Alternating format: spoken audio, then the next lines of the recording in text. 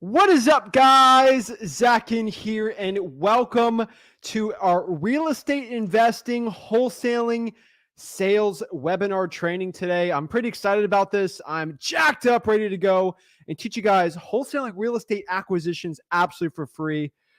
Guys, I'm pumped up. I'm ready to go. I'm ready to teach exactly how to start wholesaling real estate the right way with getting the right acquisitions in place. I'm telling you right now, acquisitions is going to be one of the biggest keys for success.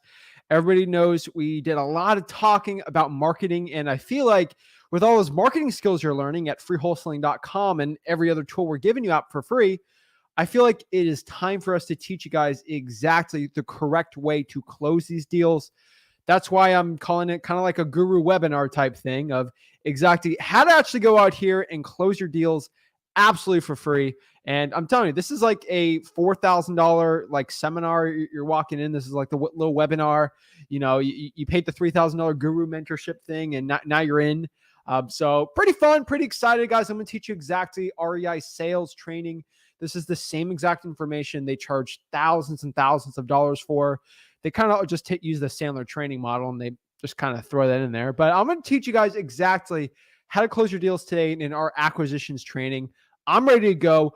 I'm jacked up. I'm excited, and I'm ready to share everything I can do for you guys and help you guys out. So if you guys are ready, you want to learn wholesaling real estate absolutely for free from the only YouTube channel that teaches it absolutely for free, one-on-one mentorships, everything.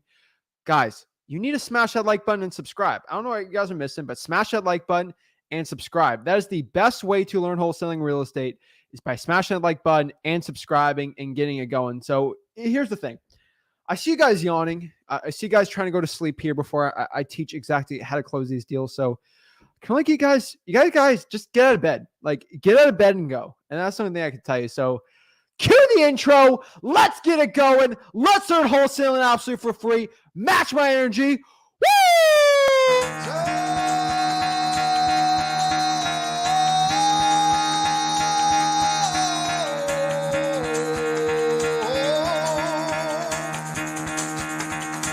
Get the fuck out of bed, bitch. Go.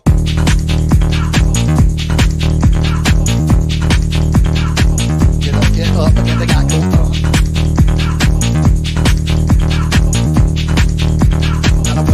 Gotta wake up, bitch. Get up.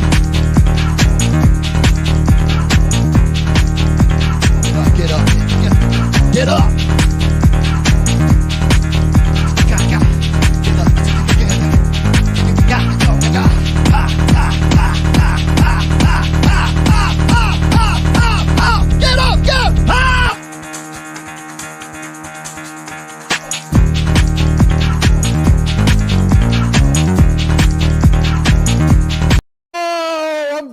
I'm jacked up. I'm excited to go, guys. I'm excited to teach wholesaling absolutely for free today. Let's go. I'm telling you, 80s guy, we're going to go Super Saiyan on the gurus today. So pretty excited, guys.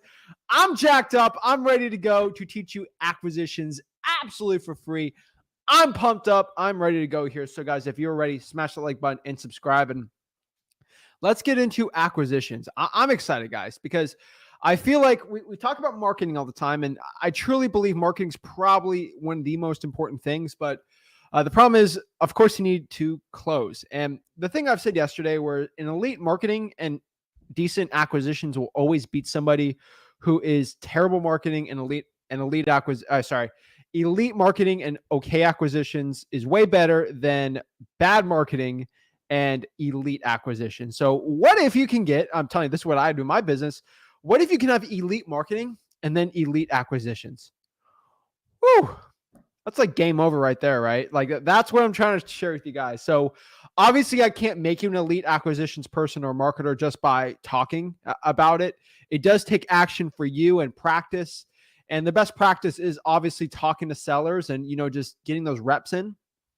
But I can kind of guide you on the best practices to do that. It's sort of like basketball, like we can talk about the game of basketball and, zone defense, man defense, when you should shoot a shot or not. But like, I can't shoot the shot for you. And like, I can't, you have to be going out here and putting the reps in. Weightlifting, I can tell you weightlifting regimen to do, but I can't make you go out here and squat or bench press or do any of this stuff. At the end of the day, guys, I might, you guys might just want to leave this live right now, because if I say this is very disheartening for a lot of people right here, but I'm going to tell you exactly how to become an elite acquisitions person today. The thing is, you have to put the action. If you are not ready to put the action, this video is not for you, because I'm going to show you exactly what to do. The issue is you need to implement the action to get better on this. And if this is something you're okay with, stay tuned and we'll talk about it. But really what I want to do also is share how to do elite acquisitions, obviously. But the one thing also I think is pretty important for you guys to understand is it's just too people complicate acquisitions too much. And the one thing that I have done in my business that helped me so much is just make it so much simpler, the process. So this might seem simple to you, but the thing is, people pay for acquisitions course because they want this crazy system that's going to change the world for them. And the truth is, that's going to change. That is not going to change it for you. The best way to actually change your life with your acquisitions is keeping it simple, guys. Keeping it simple is probably going to give you the best results in wholesaling. And hands down, that's the one thing I could tell you that's changed my life forever. So let's talk about it, guys. So let's break it down exactly. So what is acquisitions? What is sales? How do we become the best salesperson possible for wholesaling, right?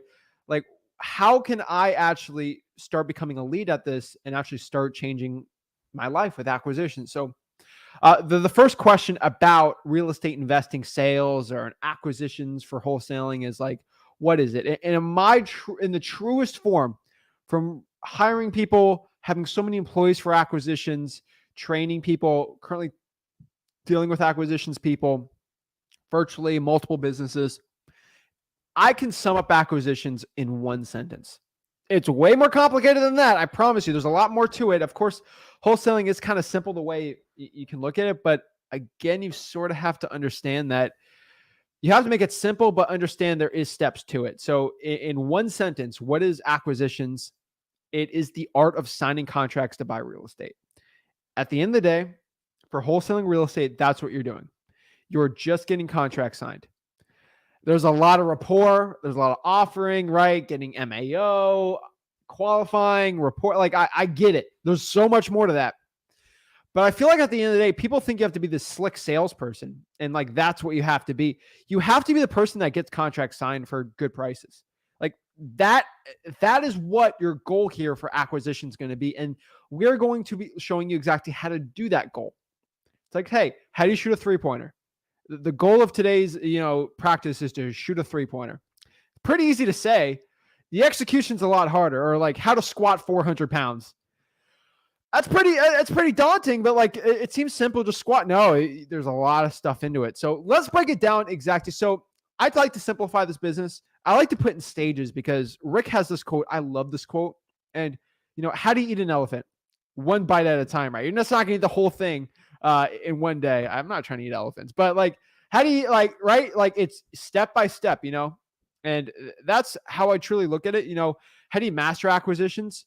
You master stages. And what I've really seen in my 5 years of experience running 7-figure operations for wholesaling is acquisitions is honestly 5 stage. I've seen at the truest point, it's really 5 stages you have to master. And if you can master these 5 stages, you're going to be elite at acquisitions. If you have one of these processes wrong, you can sort of get away with it, but you really got to get all of them good. So if you want to become really good at acquisitions, obviously at the end of this video, you're not going to become an elite person. You're going to know what to do. You're going to know the processes, but practice is going to make you elite. Okay. So let's go over the 5 stages and what we got to master. So number 1 is qualifying. Master the qualification process. Number 2 is understanding / rapport. Number 3 is the appointment. Number 4 is the offer. And then 5 is the acceptance. Now, we're going to break down each one because each one deservedly needs its own 2-hour video. But I'm going to try my best to get it done in this webinar type thing. So it's going to be kind of complicated to do, but I feel like I can really condense it for you guys. And then you can always, of course, this is a live video. I'm with you for as long as you guys need me to be here for you guys today. So I will break that all down. You ask the questions in the comments. I'll be here to answer it. Okay. I promise you that. But let's sort of try to condense this in the best way I can. And if you have any guys, I'm telling you right now, like let's just take a quick pause. If you have any, like, there's no stupid question. I promise you, there's no stupid question. If you have a question, hey Zach, what is rapport? That great. Ask me that question. Zach, I have a question about this, or this. Please ask me. I promise you, there's no bad questions. I'm not here there's no judging in here. If somebody judges you in the comments, I promise you they'll get kicked out of this I'll block them on this YouTube channel forever. Okay. I'm telling you, there's no judgment here. We want to help you out. We all started brand new in this business. So if you have any questions, if you're watching this, if this isn't even live for you anymore, this is just a replay, go in the comments, ask a question. I answer every single YouTube comment personally. Rick doesn't do it, unfortunately, but I answer every single YouTube comment personally. And there's no stupid question. I promise you, I will help you out. No judgment. I'm here to help. So now I got that out of the way. Let's break down each one. So number one is qualifying. And qualifying, in my opinion, is probably one of the simpler ones to master. That's something someone can master probably.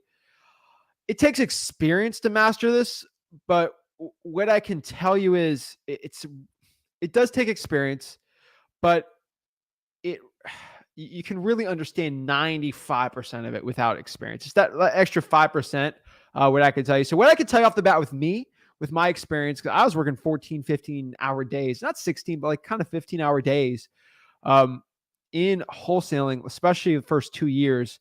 And in that time, I've learned just from a regular phone conversation, I can qualify a seller with my eyes shut. Like it's like second nature to me. I could tell. I'm not going to say this in the most arrogant way, but I can tell if it's going to be a real estate wholesaling deal probably within 3 minutes of a conversation with a seller, just by the way they talk about the motivation and the pillars. So let's kind of break down exactly how to start qualifying your sellers. This is qualifying. The basic definition of this is the process of finding out if somebody who wants to sell the property. So let's kind of talk about acquisitions. So there's separate portions of real estate. There's three. There's marketing, there's acquisitions, and then there's dispositions. So we kind of did everything you need to know about marketing yesterday. So I'm trying to do not a acquisitions-a-thon today. That'd be for another day. But really, what we understand from marketing from yesterday was that, hey guys, if you're like brand new, like you don't know what I'm talking about, just search marketing -a-thon space flip with Rick or space Zach Ginn and watch that one before you watch this one. I think they're really good together. I'd probably make it a series, honestly. But I could tell you right now we learned in marketing that the point of marketing is just finding people that are interested in selling a house. That is it. At the simplest form of what marketing is, it's finding people that have an inkling of motivation to sell a property. Like they're interested. Even if they're interested for a stupid high price, fine. Bring them to the acquisitions, right? This is a different portion of it. It's kind of like the assembly line where, I put a screw in and then you paint it and then you paint the car. Like this is what, like, you stop. This is not marketing. After someone says they're interested, hey, someone from the team, or hey, let me look at everything and give you a call back. Like it goes to the next portion, which is acquisitions. So marketing is to find someone who's interested. The next part, acquisitions, we're here to transfer that person that is interested into a signed contract. Now, you can sign a contract for an insanely high price. It ain't going to be good, right? But signing a contract for a really good price too, that's technically all acquisitions. So qualifying is just figuring out if that person who says yes is worth looking into or not, if it's going to be a good wholesaling deal or not. That's what I found. So basically qualifying, I can really put it into two pretty distinct sections. And this is going to be the 4 pillars of wholesaling, asking the 4 questions really, and then finding the ARV and MAO. I sort of call it like underwriting to a certain extent. That's what it is. So asking the 4 questions and then underwriting. Those are really like, that's qualifying. So What are the 4 pillars of wholesaling? So the 4 pillars, the 4 important questions. So when you're talking to a seller that actually wants to sell their piece of real estate, their piece of property, you're going to want to ask them these 4 questions, because I get this all the time. Zach, I'm scared to talk to a seller because I don't know what to tell them, right? Like, what do I tell a seller? Ask them the 4 questions here: motivation, condition, time frame, price. Motivation, condition, time frame, and then price. Motivation, you ask them, hey, why are you looking to sell the property? Next condition, what's the condition of the property? What does it look like? How's the roof? AC? Does it need updating? Time frame. Remember, guys, in time frame, it's how quick they want to sell the property. So they'll sell it in 2 weeks, a month, a year. Price, how much they need to sell the property for. So let's kind of break down each one. So again, motivation, we are asking them why they want to sell the property. We really want to figure out the exact reasons why. If they don't have a good reason why they want to sell the property, it's probably not going to be a good wholesaling deal. Like, honestly, that's what I've seen. Next is condition. We can deal with properties that have decent settings. I'm just saying right now, like, I have found that nice houses we can still wholesale and not. So like, condition's not going to be like a make or break it type thing. Next is going to be time frame. When are they looking to sell it? Usually it's got to be within 2 or 3 months for like be a wholesaling deal. And then price, make sure the price is good. Like that. That's the only thing I could really like. You just got to make sure the price is going to be good enough for the seller and for you, where it kind of works. So now we have this. Now, if the motivation is good enough, we have condition, time frame, and then a ballpark figure, the price they want to sell for. The next portion here is sort of figuring out what the property's worth. So if I found out someone wants to sell a house for $200,000, that probably could be worth $300,000. Great deal for us. Or thing could be worth $140,000, right? Like, sellers can get a little nutty because this market's so nutty right now. So you sort of have to figure out, like, where are we at here? How do I figure out the price? So this is just from finding ARV and the max allowable offer. So basically, MAO is really the end goal here. We want to figure out the most we are allowed to offer our seller for us to break even. That's like our break even point of buying a house. So again, I like to think of wholesaling real estate as buying dollar bills. So if you want to sell your $10 bill for $8, I know my max allowable offer is going to be $10 on that, because I know someone's willing to pay 10 for that. That's how you figure out MAO. Okay, so we're selling dollar bills here. So if someone says that ballpark, they're looking to sell at 9, maybe I talk to them, negotiate them down to 7. I know I'm make $3 on that transaction.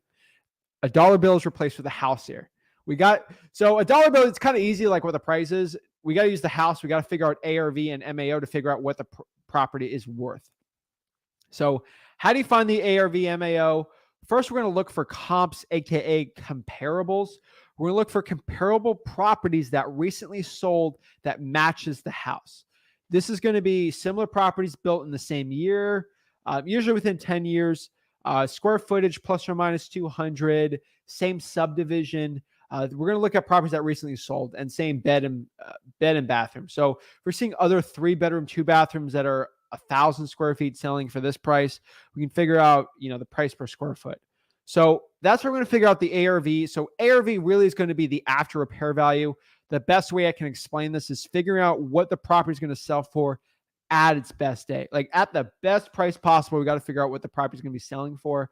And like with a realtor, really nice, perfect granite countertops, stuff like that. I'm telling you right now, it's going to be super, super important.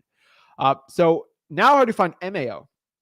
And I get people screaming at me because they think my MAO is wrong and theirs is right. And there's no right or wrong MAO. There's just ones that work. For my business, I figured out that ARV minus repairs multiplied by a certain percentage is the right max allowable offer. You got to understand that max allowable offer isn't set in stone. Remember, what someone's willing to purchase a property for, that's what the thing is worth. So we are in the art of selling real estate contracts for wholesaling real estate. So we are trying to sell these contracts. So that is the point here. Like, how are we going to find somebody that actually wants to sell their house? And how can I find someone who wants to buy it for a bigger price so I can sell that contract for a nice, decent profit, right? That's the goal here on this channel. That's what I teach, right? So MAO, I'd say ARV minus repairs multiplied by around 83%. If the ARV is under 120,000, use 70%. This is what I've seen. I get a lot of hoopla over this.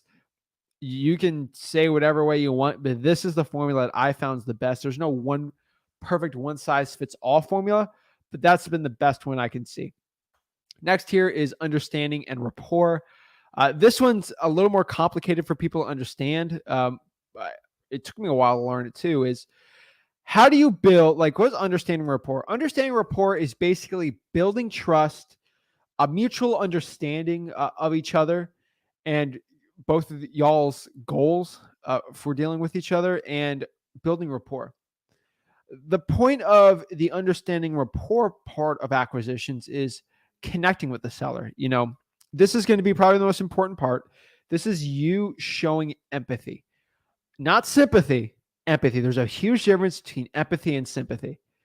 Sympathy is just, oh yeah, I feel bad. Like there's not a care in that. Empathy is actually caring about people's situations. Guys, at the end of the day, I figured out this really quickly in wholesaling. This business is about helping people. If you're going in these conversations just trying to make a pure profit in wholesaling, you're going to fail. I'm telling you, you will fail in this business. You have to show empathy. You actually have to give a darn about these sellers, and you actually have to legitimately mean it in your heart. I'm telling you right now, you do that, you will have success. I hate it when people just think that this business is like a Wolf of Wall Street sales tactic. It's not. It's, you got to show love, empathy, support. This is what it's all about. I'm telling you, nobody talks about this. I don't know why, but it's probably one of the most important things you can do. So do it. Everyone says, Zach, how do I build rapport? How do I build empathy? How do I care? I can teach you how to do a lot of things. I can't teach empathy. It's either something that you have in your heart or you don't. I'll tell you right now, out of 100 people, I could only see maybe one or two of those people not having any empathy. Empathy is it's pretty much a human trait. I think I've only known two people my entire life that have no empathy, and I've met tens of thousands of human beings. So 99.9% of you guys have empathy. Okay. So it's nothing I can teach you. I get that question. Now, how do I have empathy with a seller? Care about them. Put yourself in their shoes. What if you were behind on payments and you had to get out of it and your job wasn't paying the bills? How do you do if you inherited a house, you don't know what to do with it? Think about them and their situation. And if you have no empathy, you're probably just not going to be cut out in this business. If you just can't care about a seller and you're doing this just for pure profit, you probably do 3 or 4 deals. You're not going to eventually do it. You're going to grow better in this business. But most people do have that. So I don't think it's really that big of a deal. So how do you actually build that rapport? That's that connection with the seller. That's how you're going to whoop your other competition in this business. I know everyone says, oh, there's no competition. We all got to be together. I'm like, guys, there's competition. Okay. I'm just going to be straight up with you. I love people who say there's no competition. If there was no competition, why did John Sue over here get a deal and you didn't? And you're talking to the same person. Why didn't there's no competition. He'd split that deal with you. It's competition. This is a free market society. It's what it is. That's capitalism, right? This is wholesaling real estate. There's competition. That's a big pet peeve I have. If someone says there's no competition, there's competition. Okay. That's what makes competition fun. Okay. Competition brings the best out of a lot of people. And that's why sports are so fun. It's competition. So I'm telling you right now, the Ford method is really how you're going to build that rapport with the seller. If you don't know what to say to a seller to actually build a connection with them, I'm telling you, using the Ford method is going to help you so much. Ford method basically stands for family, occupation, recreation, and dreams. So if you're talking to somebody you don't know what to do, talk about the family. Hey, how's your family? Go to the house, look at pictures of the house, look at pictures of the kids, talk about it. Hey, got any kids, grandkids? Oh, occupation, what do you like to do for fun? Hey, what do you like to do for fun? What do you do for a living? No, wait. Occupation, what do they do for a living? What does their spouse do for a living? R's recreation, what they like to do for fun. Just when you're driving around, look at the house and see if there's any knickknacks outside of the house. Maybe there's a tennis racket in the garage you can use as a connection piece. D is dreams, what they want to do in the future. or them or the family wants to be in the future. It's going to be really important for you to do that. And then that's really how you build that connection. Obviously, asking questions, being nice, being cordial. Don't force, building rapport. I've seen a lot of people do that. But forcing rapport is never a good option. It's never a good look. So it's got to be sort of natural. And that's how you kind of build that connection. Let me know if you guys got any questions about that. And then next here is appointment. And what I can tell you about the appointment is the appointment's really when you start. There's one really important part of the appointment and then one okay part. So it's kind of setting the appointment and then going on the appointment.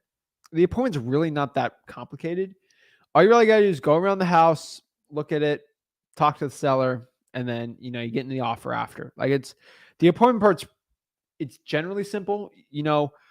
I know a lot of wholesalers, one of their biggest issues is they go in the appointment and they try to be like this contractor of oh, I know everything about real estate and building and repair costs and things. Guys, you really don't. I'm just being completely honest with you. If you can connect with the seller on the appointment and you can know general knowledge about real estate, hey, there's a crack in the ceiling, that's not good. Or this house needs to be updated, which most people can do it without an insane real estate knowledge, you're going to do fine. Now, the more and more you understand and know about houses, it's going to help you on the appointment, but it's not a must to get a wholesaling deal. My first probably 10 appointments, I didn't know jack squat about the house, but I got the deal because I was talking to the seller nicely and I could sort of have confidence and just get through that situation. And that's what helps out a lot. I think the biggest part about the appointment, acquisitions, the offer, everything is confidence.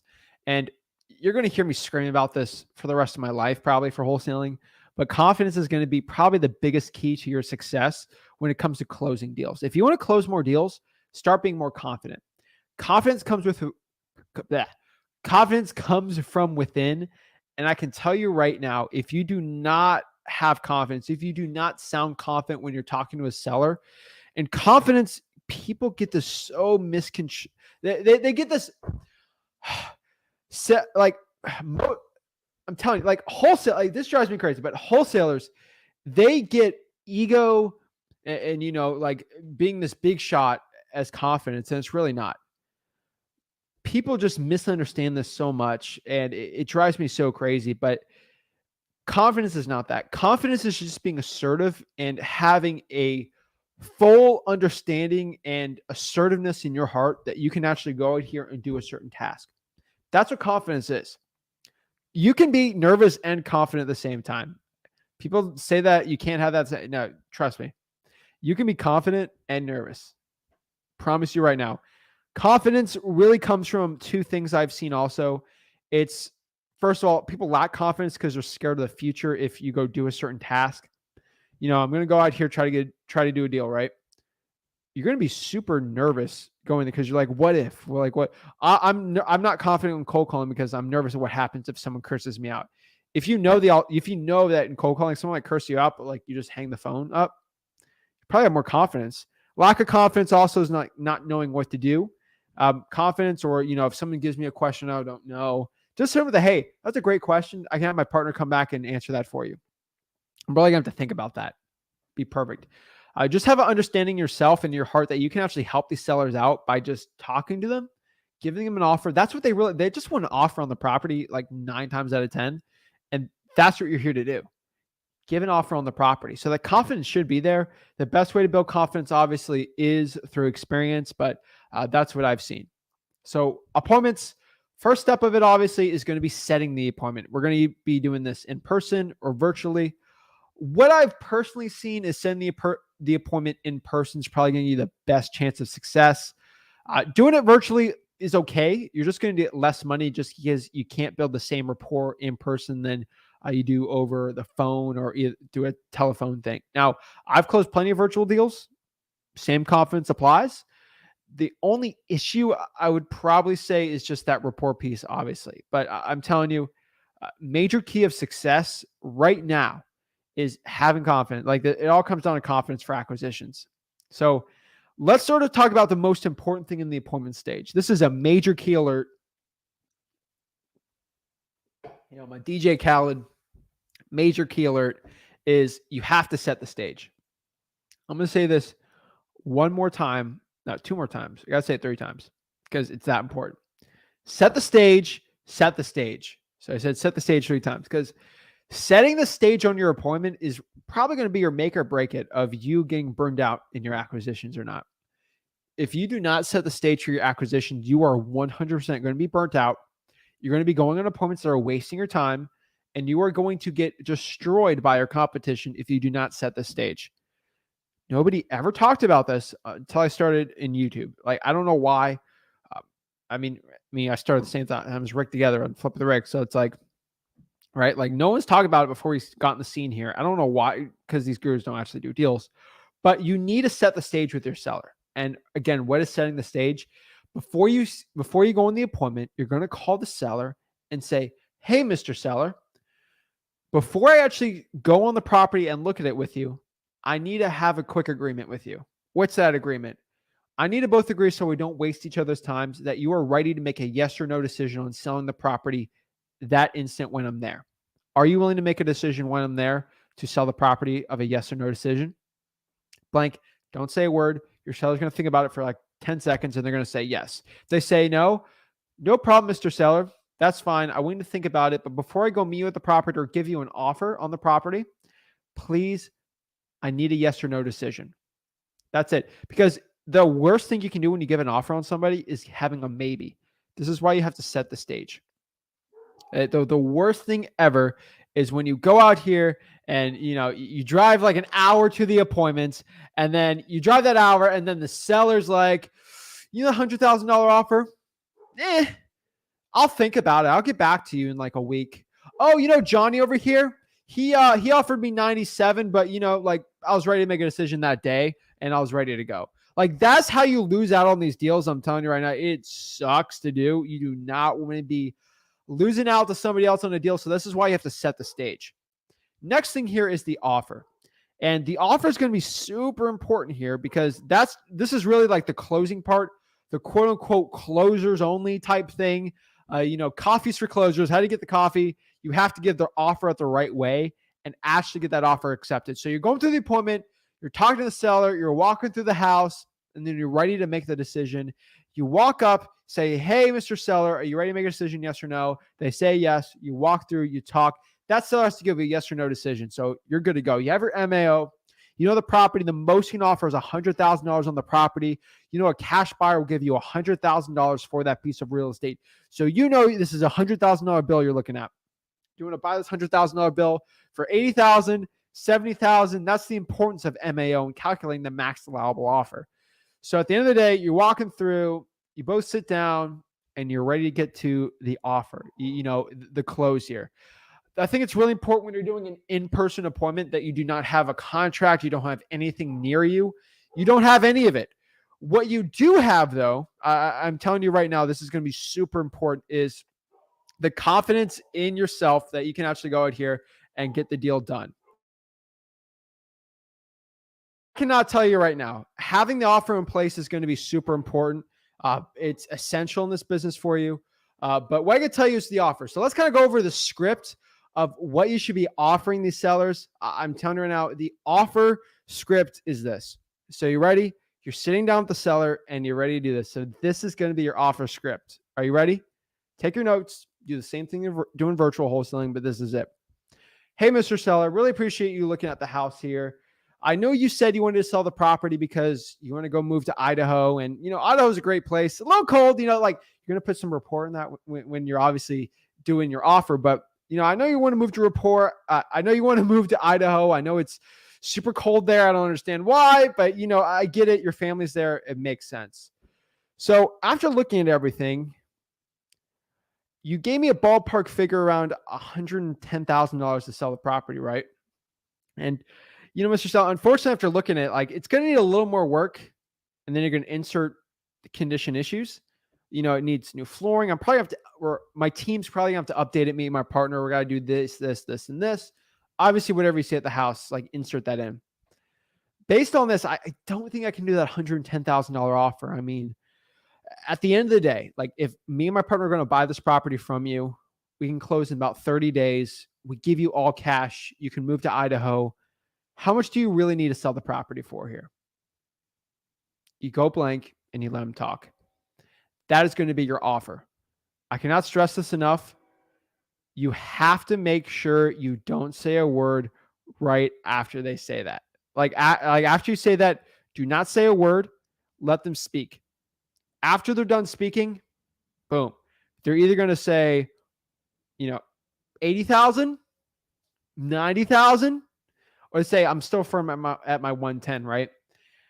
Depending on what they say, you're going to have to counter them. Like, do not accept that first offer. This is negotiating one-on-one with the offer. You just cannot accept that one. So if they say 100,000, it's like what my bottom line is. Say, Mr. Seller, now you can do the good cop, bad cop. I'm going to call this good cop, bad cop. This is one I used back in the day when I was working with the Rick here. And we still work together on this, but like when I was doing acquisitions, my partner actually, he actually, let me tell you a quick story. He actually told me I can't buy this house for more than $70,000. Oh, I could never sell the house for $70,000. Hey, I agree with you. This house is actually nicer than I expected. I was expecting for 70, but it does need a little more work. He's going to absolutely be so upset with me if I buy this thing for 100. Like, I can't do that. And he wants it at 70. Can we just meet in the middle here at like 95? And, it just makes sense for me. Like, why don't we just meet in the middle and buy it for 95? Does that work for you? Why don't we meet the middle at 80, 85? Whatever is in the middle of that, and you go from there. So maybe 95 is your off. Like, if he's at 110 or like 120 and you're at 80, go at 100, 95, 80, whatever. Oh, that seems reasonable. We're meeting in the middle. Boom, right? You have to get someone's logical brain. Again, in sales, there's a couple stages I found in wholesaling sales. People either will say yes to an offer based on emotion, logic, or fear. At the end of the day, those are the three stages of acceptance for an offer. So either people get emotional, they just want to get rid of the property and sell it. They're not thinking logically sometimes. And, they're okay with the offer. Like, they're logically thinking about it, but like based on the emotions, they just want to get rid of this house. That's how a lot of people do sales. Most sellers are going to sell on logic. It makes sense. I want to sell this property. I know it's less money than with a realtor, but I just want to get rid of this thing. That's where most people are logic. So you got to deal with someone's logical brain there, especially like meet in the middle. And then fear, it's like, hey, my offer is only good for like the next, hour, right? So like those are the three ways a seller will accept it. I found logic is where 95% of the deals are going to be. But that's really what I've seen. So I'm telling you right now, that is what my closing tactic. I really do the same thing over the phone versus in person. And that's how I find a lot of my results. And then next is acceptance, getting that offer accepted, going out there and getting the contract signed. And then boom, from start to finish, this brings us back to what we're doing here in acquisition, which is the art of signing contracts to buy real estate. So throughout the entire process, how we actually get a deal done, I'm telling you right now, how we get this deal done is we give the offer the right way and we get the contract signed. That is acquisitions in its purest form. And those are the steps I would say you need for getting these deals done. That is my REI sales acquisitions training type thing. What I want to do now is answer some questions, see how I can help the people out, and let's get it. Let's see what questions we got and see what's going on, guys. I'm jacked. I'm ready to go. I'm going to see it. Actually, I think I have an announcement for you guys. Let me see if I have it here. I got to check this. This is kind of funny. Let's see. I got to check this for you guys. I think it'd be hilarious. I'm going to see if it's scheduled for today. You guys will love it. Oh, yeah. We got the, so let me check this. I'm going to see if we got this announcement for you guys. I think it's going to be hilarious. I think it's hilarious. I'm just having fun out here. I had a little too much fun the other day. So I'll show you this. This will be on the Flip with Rick YouTube channel. Hopefully today. Let me just check. Hold on. It's coming here. Yep. Perfect. Wait, today is the 11th? Yeah, today's the 11th. Okay.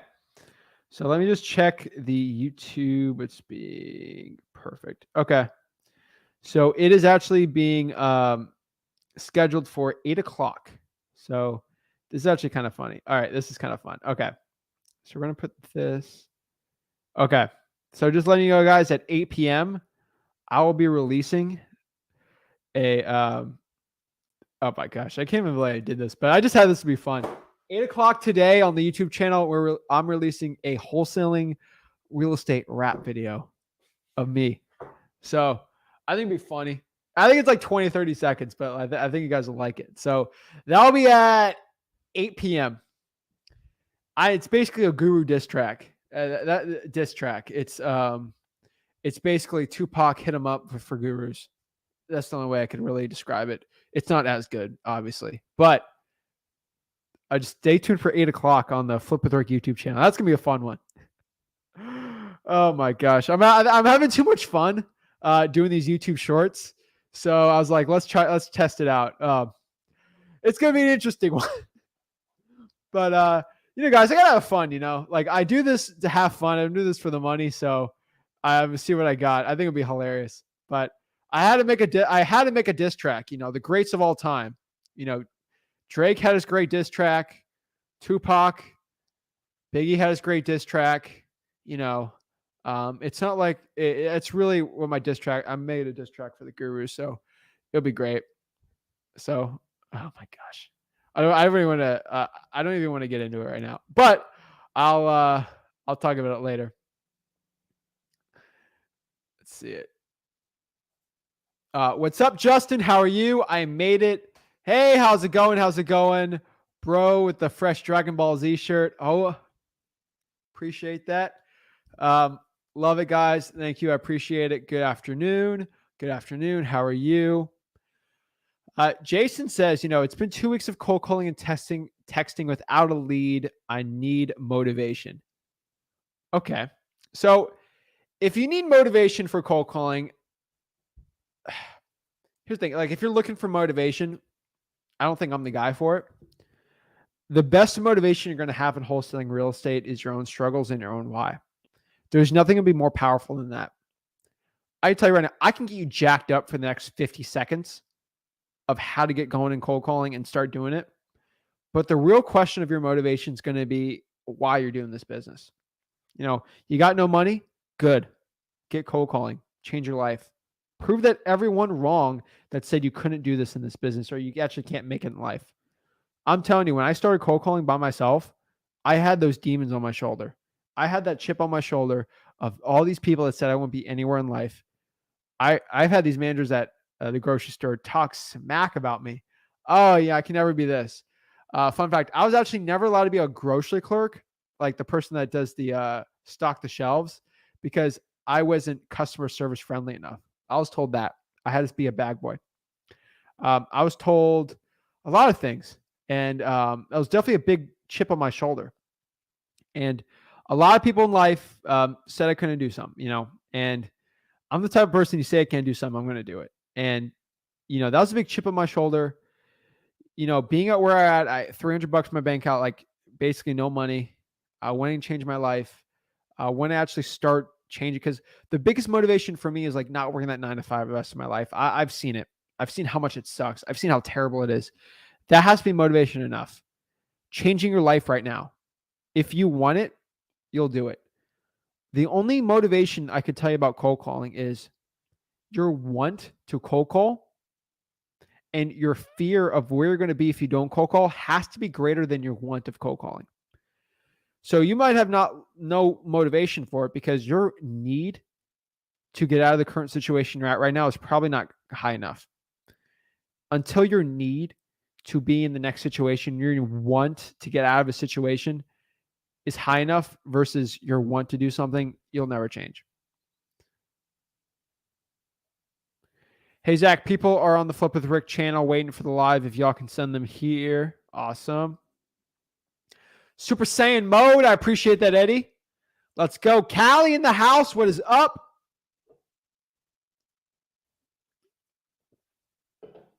Level Up Team says, keep going. It took me 3 weeks, 5 hours a day cold calling, but I landed 3 deals back to back. Woo! Like Detroit Pistons, back to back. Love it, man. Woo! Love that. Yeah. I'm telling you, like, everyone wants to know the cold calling secret, like schedule for success. Like, this is what you do. This is the stuff I've been teaching. Cold call 5 hours a day, 5 days a week for a month straight. I promise you, it's almost really hard to not get a deal if those are government lists and you're skip tracing it. I'm telling you, that is the secret schedule for success in cold calling. It's not sexy.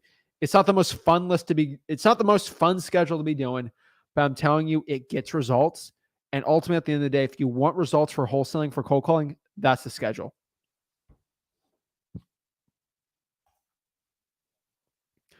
MJJ Smooth Criminal in the house. Let's see.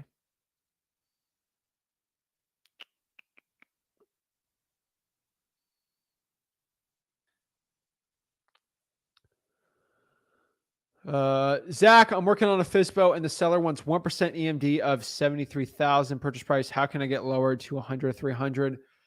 The best way to get that EMD reduced is basically explain that I'm not a realtor. If you were listing this with a realtor, of course you'd give a standard earnest money deposit, but I'm not here to do that. This is I'm buying the property. We're buying it in a month. This isn't going through financing. It doesn't need that type of earnest money. That's what we do. That is standard for our company. That's the way I sort of explain it.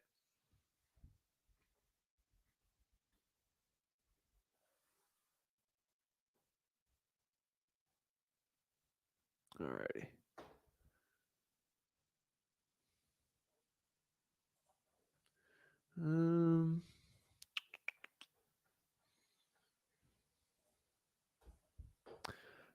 James says, let's go. Let's go.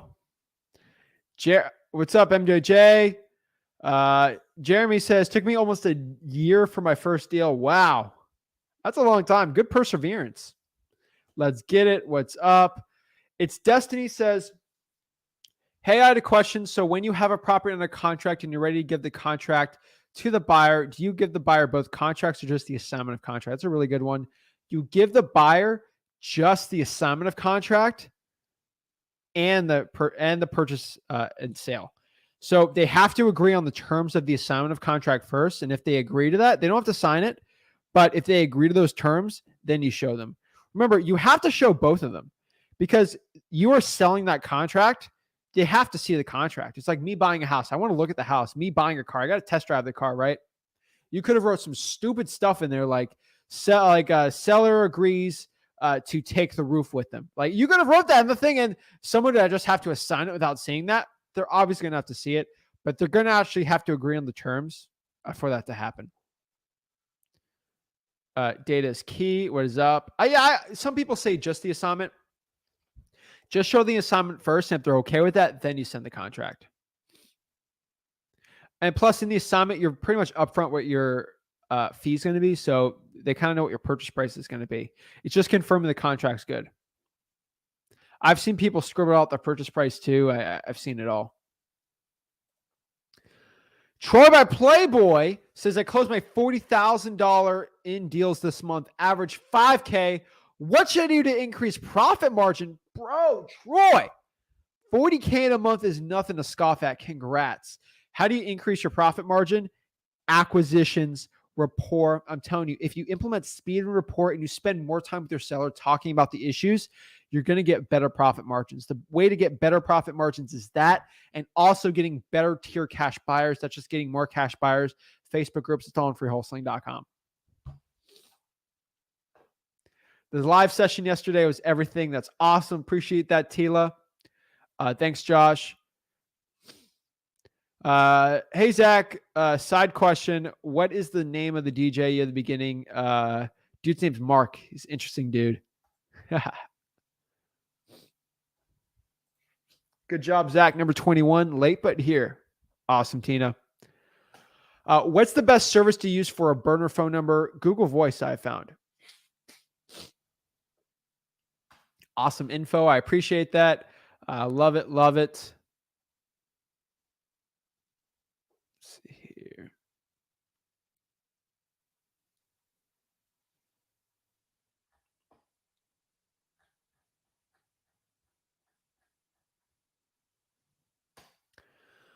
Are there any other contracts that we need to use when wholesaling or just the purchase agreement and assignment? Those are really going to be the only ones you really need. Thank you for the info, of course. Paul tried Google Voice. Oh, yeah. I have Google Voice, but I don't like it how it says who's calling through an automated voice. It's in the settings. You can actually change it. Brian kind of explains that. We're getting asked here from Glory Ryder.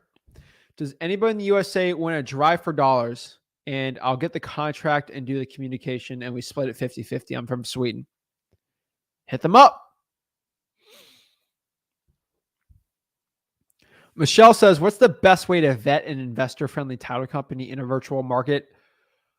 Go through freewholesaling.com. That's kind of where like everything is for like how to vet title companies. You're really going to have to go there and look. But I mean, in that module will show you the right questions you got to ask. REI Jones says, guys, I'm looking for a marketing partner. If you can handle the marketing, hit him up. Ryan says, what's up, Zach? Killer stuff in the marketing thon. Appreciate it. Thank you. I appreciate it. You two are killing it in the snow. Oh my gosh. Can't believe how cold that is. But hey, you're dealing with the freezing cold, but you're doing well. So appreciate it. Love it. Buy and hold listing versus fix and flip listings. Should we call the realtors of flips to find cash buyers or rentals for buy and holds? Yes, but understand that if they're investors, sure. But sometimes they're not going to be the best. But for rental listings, yeah, I would do the 4 rents though. But yeah, appreciate the help. Thank you. Of course. Russian Eskimo says, in this market, 80% makes sense over 120, but get worried if you don't get accepted by the cash buyer. Oh yeah, no problem. Does anyone know the book and the name he recommended? Maybe Traction.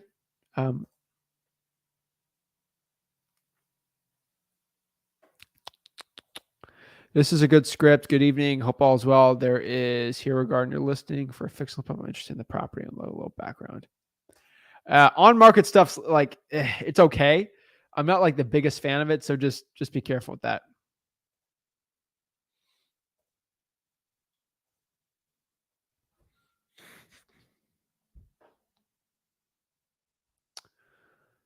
Can you touch on getting a runner for your virtual showing? Yeah, I can do that. Just understand though, that if you want a runner, you probably have to go on Facebook and find people. That's where I've seen the best. So go out there on Facebook and find people like the 4 jobs. That's how you find a runner. Happy closing day. $4,500 assignments today. Oh, snap. I'd love to see it. Wow, so much knowledge for free, of course. Thank you. How do you do a one-on-one? Just go to Wholesaling Houses for Real Facebook group. That's where it's at.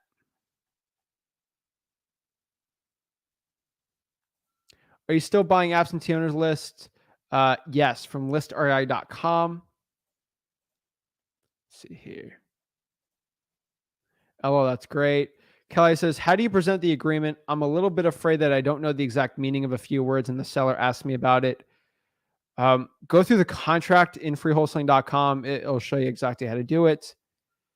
Do we have to have a real estate license to wholesale? No, you do not. If you're in Oklahoma, there's ways around it. Even in Illinois, there's ways around it. You have to get legal counsel, I have to legally say, because these gurus be tripping, but you should be fine. LOL. Can't wait for that to drop. No way. Tupac and Ice Cube are the best diss tracks of all time. Are you talking about what? No. What is Ice Cube's? He did the NWA one, right? There's No Something. I haven't listened to that in a long time. But yeah. Oh my. I'm not saying I'm nowhere near, bro. Put it on iTunes. I got to give it out for free. Alfredo says, how to organize government lists with an Excel for a skip traceable format. That's the best way I could say. Zach, you are the best. Thank you so much, of course. Narisa says, I was told to share PropStream with someone and we can split the payment. My question is, can you build 2 websites? For PropStream, you can both have access to it. Probably at the same time, It depends. You can always just add a user though too. Remember, you only get the 10,000 polls though, so be careful. Need to hear this? Reminds me that I'm going to master wholesaling. Oh, you got this. Thanks. Love the giveaway. Appreciate that, Freddie. Can you do an hour where you're cold calling live leads? Yeah, I've done a lot of them at freewholesaling.com. There are actually a ton in there. So check that one out.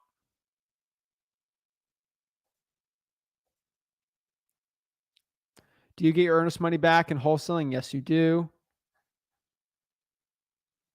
What's the weakest part of the business? In my business, honestly, it's probably finding the right people to hire.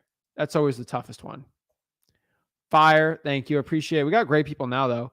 I can really use training phone call. I have questions about ARV comps. Well, every Thursday, man, hop on. James says, does the contract to give away for free allow you to market the property? Yeah, that's the point of wholesaling. Have you ever had a title company ask for money up front? I had a title company ask me for $1,000 today. They wanted to send it with the contract.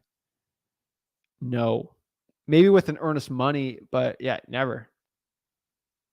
Brian says, as long as the contract says you assign the property and please let the seller know you're going to market the property to cash buyers, I would not market it public. Perfect. My business partners. This is the first time catching you live. I do virtual wholesaling in the US from Mexico. It's awesome. Could you help me find the comps for Port Lavaca? Sure. Where's Port Lavaca?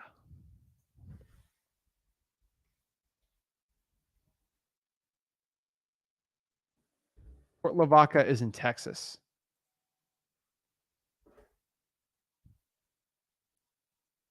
Port Lavaca, let me check it out.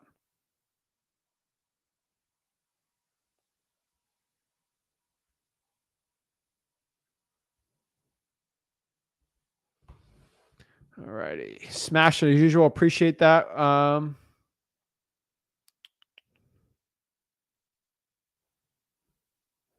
Let's see.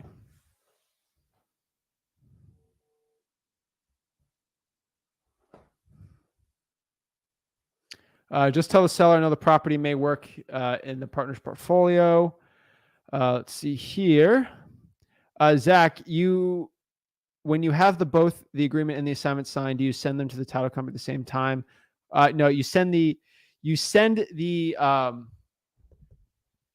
purchase and sale, and then with the title company with the earnest money, and then you send the assignment when it's signed with the cash buyer's earnest money.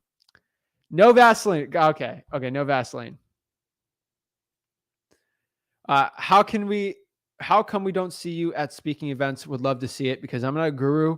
I don't want people to pay to hear me give information out. That's against like everything I stand for. Also, probably the most important part too is none of these gurus invite me to anything because I'm bad for business. Sorry, I'm bad for business for them. So I'm not asked to go anywhere. My neighbor is in pre-foreclosure and I explained his options. He told me that he agrees with sub 2. My question is, how can I get that contract? There's a couple free ones. You can even use like a regular person sale saying we're buying this property subject to the mortgage. I would get a lawyer though when you're doing a sub 2. I'm telling you right now, you're going to need most legal help, especially in Minnesota for a subject to. Hey, you get earnest money back. You get it when the deal closed. So you should get your check and your earnest money.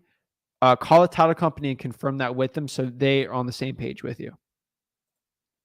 It seems that half of my list shows DNC. How to get around it for calling or texting. Are you scrubbing it on the DNC registry? Is it your own DNC list? You let me know. Let's see here.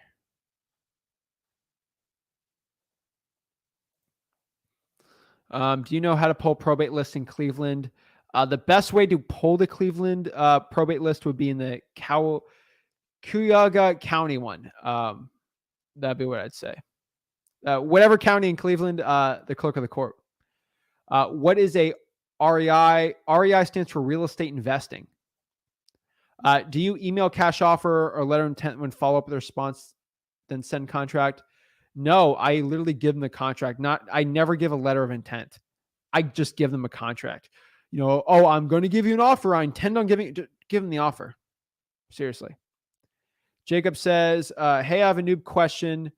When I have a house under contract and the buyer wants to go see if they do what? I have a noob question. When I have a house under contract and a buyer wants to go see it, do they go see it by themselves?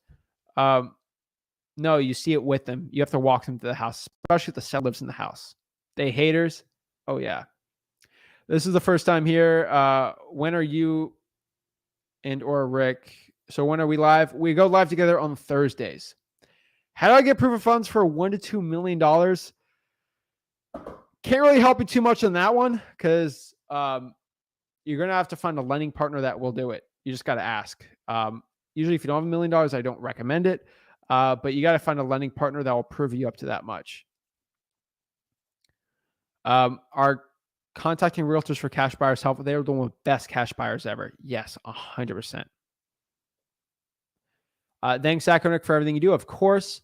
Natalie says it seems more than half of my list shows DNC through batch. How do we get around this for calling or texting SMS? If they're on the DNC, I would not be contacting them. If batch is showing that, let me know what list you have. How to tell if a lead is calling on Google Voice since it's forwarding my cell. You can actually put it where, how to tell if a lead is calling. You can have it where it's going to call you on your tracking number. So you can tell when you get the phone, oh, it's Google Voice number. So just change it where the call to you is, the call to you is the tracking number. If you're doing it virtually, then I'd have a runner. Go to freewholesaling.com. Again, that's sort of how you get through everything. It's freewholesaling.com. I'll break down exactly how to do that. Thanks, Zach. I appreciate it. Thank you. I knew that wasn't right. That's weird for that. Big Zach submitted 2 land deals to you and Rick. Awesome. We'll have our Dispo team reach out to you. It will ring to your regular number. Yes, from the Google Voice number. Guys, if you have any deals you want to send, just www.flipbook.com/JV. That's how you send that over. Yeah.